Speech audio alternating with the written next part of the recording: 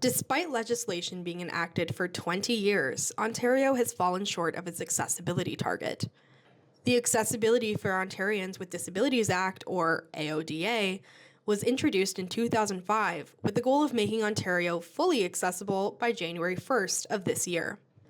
Some organizations are still struggling with compliance. Significant barriers remain in key areas like transportation, employment, public services, and online. In today's day and age, as it's evolved, new barriers are coming up, and the AODA has not kept pace. In a constantly changing landscape, it's challenging for accessibility to keep up. For example, while there are guidelines for websites, there aren't any for apps and AI. These gaps leave many people with disabilities facing unnecessary obstacles in everyday life.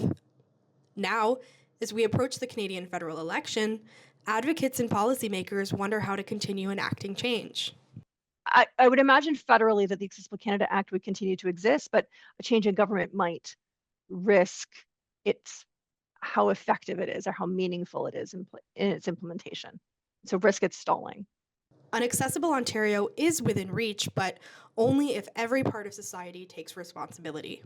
So we're seeing progress in many other provinces, which hopefully can drive the needle and kind of push some momentum for Ontario to follow suit. While Ontario works towards its goal of becoming fully accessible, there's still much work that needs to be done.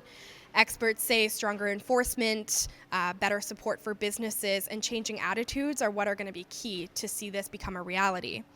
As we move toward the upcoming federal election, it's important to consider how accessibility policies are at play at all levels of government.